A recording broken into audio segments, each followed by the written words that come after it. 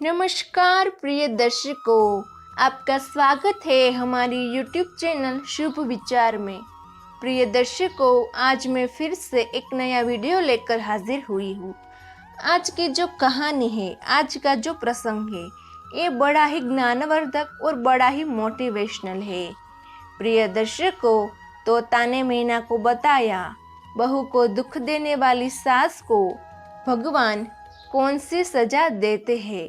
प्रिय दर्शकों, कहानी शुरू करने से पहले अगर आप हमारी चैनल पे पहली बार आए हैं तो चैनल को सब्सक्राइब करें, बेल आइकन ऑन करें और अच्छे अच्छे कमेंट किया करें ताकि आने वाले वीडियो का नोटिफिकेशन सबसे पहले आपको मिले और आप उसका फ़ायदा उठा सको। तो प्रिय दर्शकों, शुरू करते हैं यह प्यारी सी कहानी, प्यारा सा वीडियो। प्रिय दर्शकों, तोता जब अपने घर आता तो वो देखता है कि मैना ठीक से बात नहीं करती, ना ही तोते को पानी देती है, ना ही खाने के बारे में पूछती है और बात बात पे ताने देती रहती है। प्रिय दर्शकों, कुछ दिन ऐसे ही सब कुछ चलता है। फिर तोता ने प्यार से अपनी मैना को पूछा, प्रिय, कौन सी बात है जो तुम्हें खाए जा रही है? मैंने कौन सी तुम्हारी ख्वाहिश पूरी नहीं की, बताओ। प्रिय दर्शकों, फिर मैना कहती है, आपकी माताश्री और मेरी सासू माँ मुझे रोज परेशान करती रहती है। आपके आने से वो मुझसे प्यार भरी बातें करने लगती है और आपके जाने के बाद वो मुझसे झगड़ा करने लगती है। क्या यही संसार का नियम है कि आने वाली बहुओं को अपने वंश में रखे, घर में बस उन्हीं का राज चले? पिया जी, मैं सासू माँ से लड़ना नहीं चाहती। आप मुझे कोई प्यारी सी ज्ञान से भरी एक कहानी सुनाओ जिसके माध्यम से मुझे ज्ञान मिले कि मुझे मेरी माँ समान सासू माँ से कैसे रहना है, उनके साथ किस तरह का व्यवहार करना है। तब तोता कहता है, प्रिय दर्शकों, मैं तुम्हें कहानी तो सुनाऊंगा लेकिन पूरी सुननी होगी, तभी तुम्हें ज्ञान मिलेगा। प्रिय दर्शकों, तोता अपनी कहानी शुरू करता है। किसी शहर में एक लड़का और लड़के की माँ और लड़के की पत्नी रहते थे। उन दोनों की नई नई शादी हुई थी। लड़का रोज सुबह नौकरी पे चला जाता था। फुल टाइम नौकरी होने के कारण शाम को बहुत देर से लौटता था। जब वो घर पे आता था तो लड़के की माँ और लड़के की पत्नी खाना लगा के अपने अपने कमरे में सो गए होते थे। लड़के का स्वभाव बहुत ही अच्छा था कि वो दोनों को परेशान नहीं करना चाहता था। वो अकेला ही खाना खा के सो जाता था। प्रिय दर्शकों, थोड़े दिन तो सब कुछ अच्छा चल रहा था। फिर लड़के की माँ ने अपना असली रंग दिखाना शुरू किया। प्रिय दर्शकों, वो लड़की जब उठती और अपने पति का नाश्ता, लंच बॉक्स सब कुछ करती थी। पति के जाने के बाद अपनी सास को नाश्ता के लिए पूछती तो उसकी सास कहती, मुझे ये नाश्ता पसंद नहीं है, दूसरा बना के लाओ। वो लड़की चुपचाप दूसरा नाश्ता बनाकर लाती है तो कहने लगती है कि तुम्हारी माँ ने कुछ सिखाया नहीं है, ऐसी चाय पिलाओगी? ऐसी चाय तो मेरी चुत्ती भी ना पिए। लड़की अपने कमरे में जाकर खूब रोती है, पर कर भी क्या सकती है। उसको अपना मुंह बंद ही नहीं करती थी, बात बात पे टोकती रहती थी और सोसाइटी में सबको कहती फिरती रहती थी कि मेरी बहू को तो कुछ भी नहीं आता, सारा दिन फ़ोन पे ना जाने किससे बात करती रहती है, कुछ कहो तो अपना मुंह फुला लेती है, इसके कदम अशुभ है, इसके आने के बाद हमारे घर में गृह कलश होता रहता है, पैसों की भी तंगी रहती है। ये सारी बातें लड़की को मालूम लगती है। फिर वो अपने पति से भी कुछ कह नहीं पाती और अपने पिता का घर उसे याद आने लगता है। हर पिता के समान उसके पिता ने भी उससे बहुत प्रेम करता था।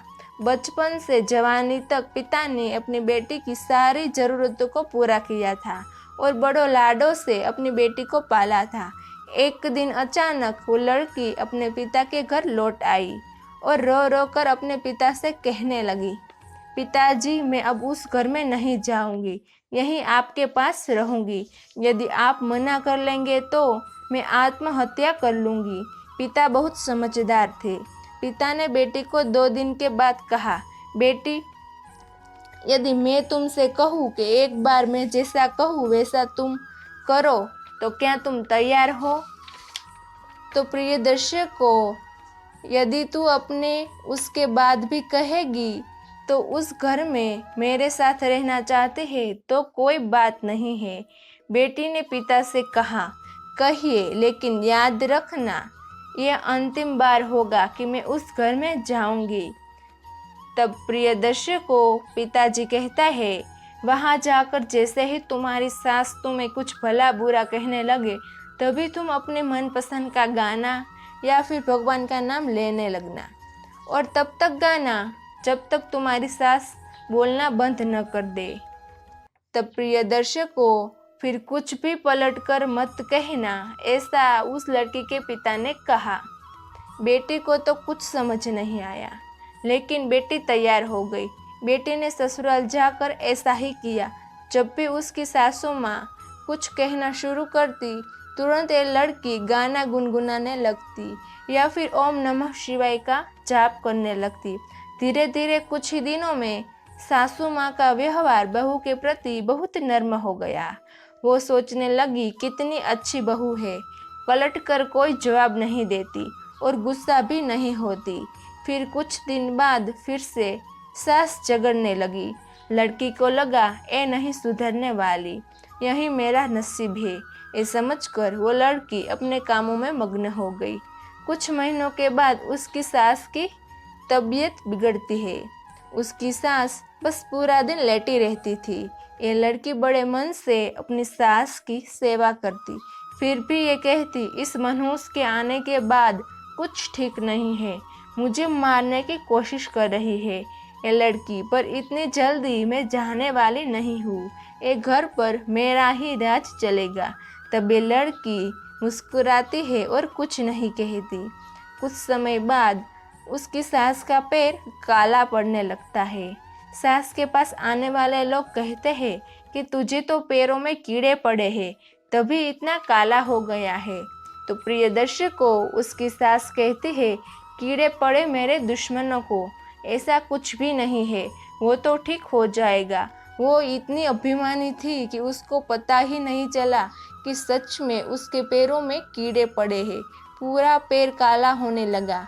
बाद में ये बुढ़िया जोर जोर से चिल्लाती, चीखती, क्योंकि अब उसे पीड़ा सहन नहीं होती थी।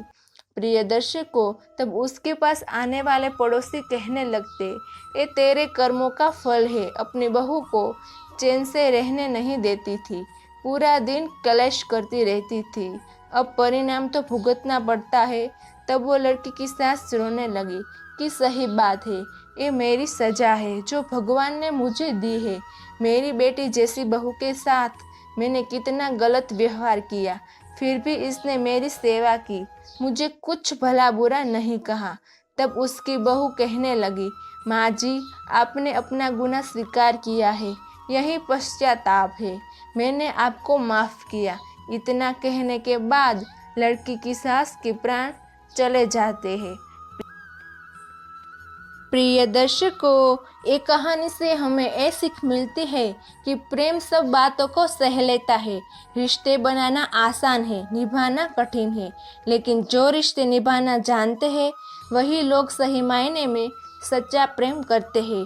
इसलिए अपने परिवार में सबको एक समान रखो, प्रेम से रहो और अपनी आने वाली बहुओं को बहू नहीं बल्कि अपनी बेटी की तरह रखो। प्रिय दर्शकों, हमारी आज की ये कहानी यहाँ समाप्त होती है। हम उम्मीद करते हैं कि हमारी आज की ये कहानी आपको पसंद आई होगी और आप इस कहानी से ढेर सारी प्रेरणा लेंगे। प्रिय दर्शकों, मिलते हैं अगली ज्ञान चर्चा के साथ अगले वीडियो में। तब तक के लिए नमस्कार, धन्यवाद।